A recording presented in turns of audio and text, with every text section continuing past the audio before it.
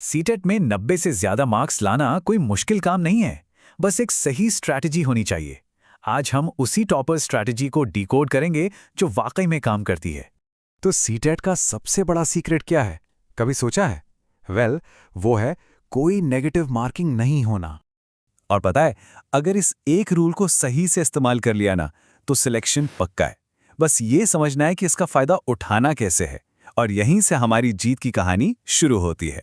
तो चलो स्ट्रैटेजी में घुसने से पहले फटाफट एग्जाम का पूरा ब्लूप्रिंट समझ लेते हैं, ताकि हम सब एक ही पेज पर हों। देखो, नंबर्स बहुत सीधे साधे हैं। टोटल 150 सवाल, हर सवाल का 1 मार्क, और सबसे जरूरी बात, 0 नेगेटिव मार्किंग। तो इसका मतलब क्या हुआ? मतलब ये कि एक भी सवाल छोड़कर नहीं आना है, हर सवाल को अटेम्प्ट करना है। यही हमारी पूरी स्ट्रैटेजी का बेस है। चलो अब आते हैं असली खेल पर। सब्जेक्ट वाइज देखते हैं कि टॉपर्स क्या स्ट्रैटेजी अपनाते हैं।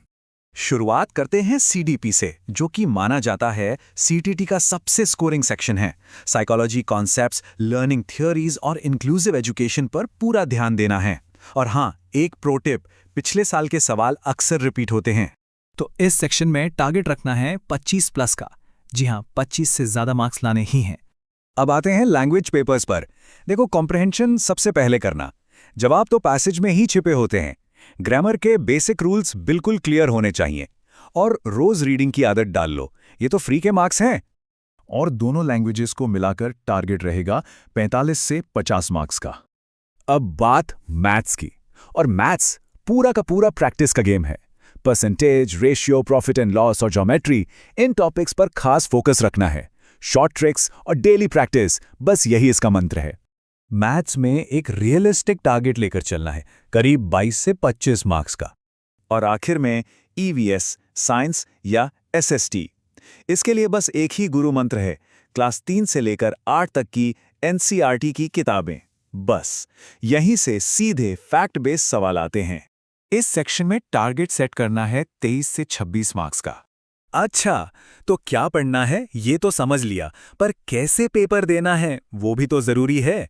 तो अब बात करते हैं टाइम मैनेजमेंट की, यानी कि असली खेल की। एग्जाम हॉल में ये 3 राउंड स्ट्रैटेजी फॉलो करनी है।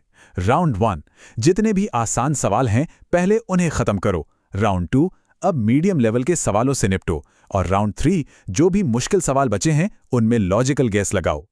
और एक बात गांठ बांध लेनी है, सवाल कोई नहीं छोड़ना है। जब नेगेटिव मार्किंग है ही नहीं, तो छोड़ने का तो सवाल ही नहीं उठता। चलिए अब बात करते हैं फाइनल पुश की। आखिरी 30 दिनों का एक्शन प्लान क्या होना चाहिए? आखिरी 30 दिन मतलब ये 4 चीजें तो करनी ही करनी है। हर रोज सभी सब्जेक्ट्स का रिवीजन, हर हफ्ते कम से कम 2 मॉक टेस्ट, पिछले सालों के क्वेश्चन पेपर सॉल्व करना, और जो टॉपिक्स कमजोर हैं उन पर थोड़ा एक्स्ट्रा टाइम देना। एक बात हमेशा याद रखनी है, सीटेट में सिलेक्शन किस्मत से नहीं, सही स्ट्रैटेजी से होता है। अगर तैयारी स्मार्ट तरीके से की तो 90 प्लस मार्क्स लाना बिल्कुल मुमकिन है। तो पूरा ब्लूप्रिंट अब सामने है। अब बस इस पर चलकर अपनी स्ट्रैटेजी को एक्शन में बदलने की देर है।